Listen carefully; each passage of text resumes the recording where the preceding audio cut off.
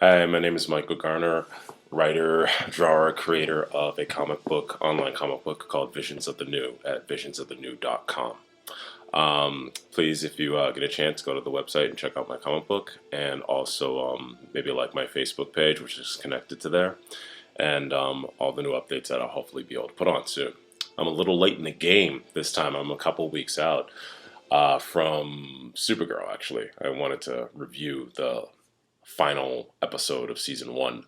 All in all, I thought that they did a good job with Supergirl, but the thing with me with Supergirl is that when I was a kid, I just kind of dreamed for a show like this to happen because I've seen so many incarnations of the Superman properties, like Lois and Clark, Superboy, to be one of the big ones when I was little. It was syndicated for like 4 years. And just shows like that were live action back in the day when the special effects they weren't capable of doing certain things. So like for instance like Superboy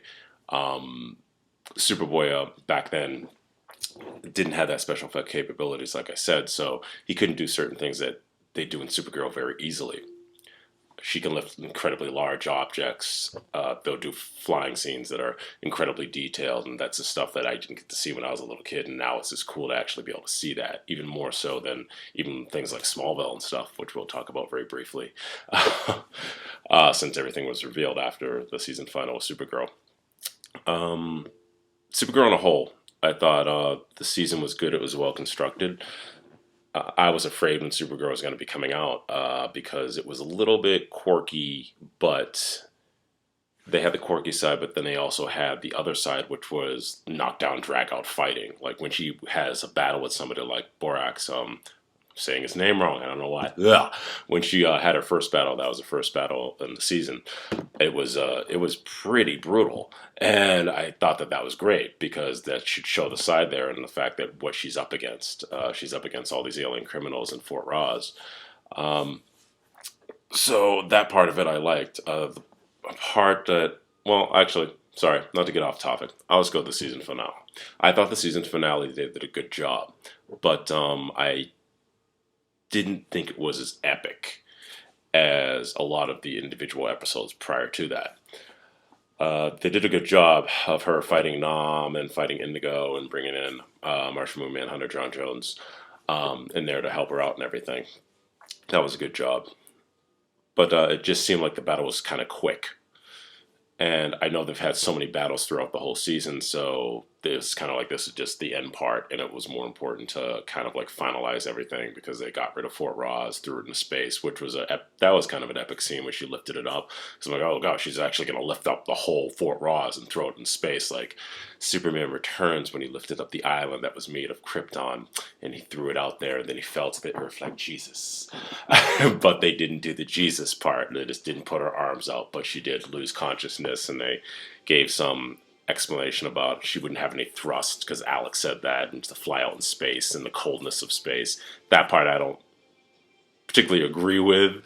You can say her power level is a little bit less, but she can do what Superman could do in that aspect, so that shouldn't have been a problem. It wasn't like she was holding kryptonite on the top of her or anything like that. Granted, she had a big battle.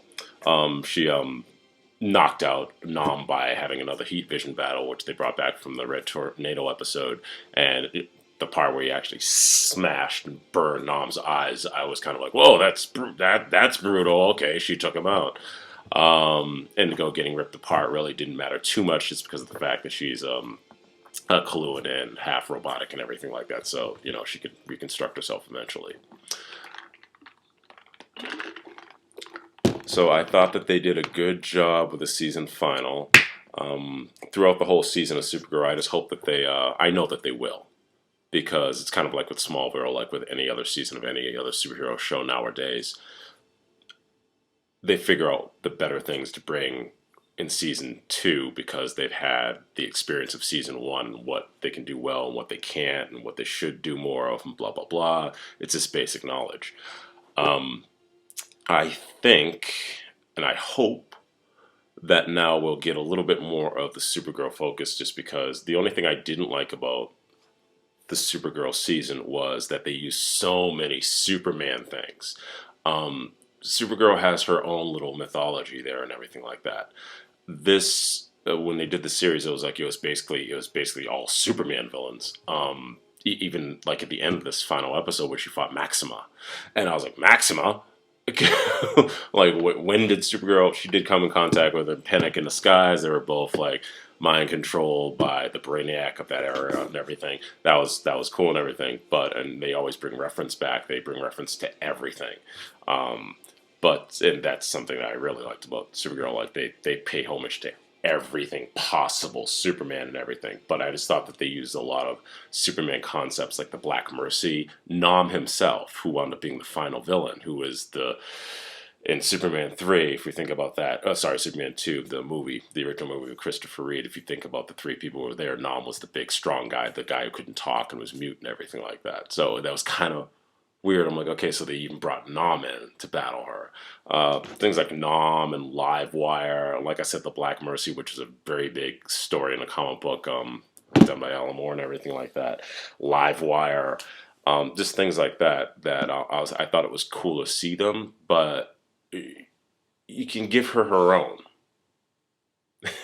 But obviously they're doing a successful thing. Like this is something that made Superman popular. These are stories that people like from the Superman age, so that's fine. Put it in Supergirl. But what is going to be left? Hopefully there'll be a lot left. And things even like Shaban being the Silver Banshee, that was even fine. The only reason why I accepted, I'm like, okay, that's a Superman villain, but the reason why I accepted it because in a new 52 Supergirl, they brought her as being more of a Supergirl mythology thing. Not necessarily a villain in the beginning, they're friends, but I don't know what's been going on recently, but most likely the evilness probably came out with the Silver Banshee. But that also brings in the concept of magic, which they haven't brought in Supergirl yet, and hopefully they'll bring in more of that stuff in season 2. And I kind of can't wait because they've done this so much, and the success of the Flash episode, which I thought was a good episode, and it was kind of like the old superhero team up thing. I didn't think that they were going to go that route. I don't know if many people thought they were going to go that route, but I thought it was kind of quirky and funny. I was like, oh, he's really that nerdy and she's really that nerdy, and it was kind of cute to see them together that way because I thought that they were going to take more of a knockdown, very serious thing, and team up with fighting Silver Banshee and fighting Livewire, which was funny. So I thought they did a good job of that, and the fact that success has brought upon more fan things. So now next season we're actually going to see Smallville come back, which I know everybody's like going crazy about. Smallville multiverse with Supergirl and Flash. And I'm going crazy about it too because there's so much they can do with that. What if we see the Supergirl from Smallville who plays Indigo on Supergirl now? It's just all the things that they can do is kind of mind-boggling right now. What's going to probably happen? So I can't wait for season 2. I thought that they did a really good job. And in other news, well, next week I guess we'll talk more about other things coming up, like I guess Civil War.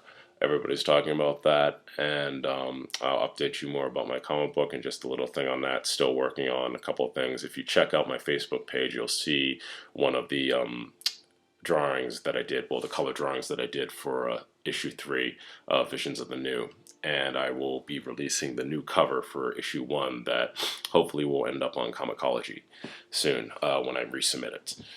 I just wanted a much richer cover, and I think I did a good job of fitting in all my main characters and all the characters that I want to come in. I kind of did like a George Perez thing because one of my idols, along with a lot of other people, but one of the big ones, next to Jim Lee, next to John Burns, next to a homeless people. So, all right, gonna sign off now. Supergirl season final, good, just, happened. So until next time, check out my if you can subscribe to my page here on YouTube and check out my Facebook page. And once again, Michael S Garner, creator of Visions of the New, writer, drawer, artist.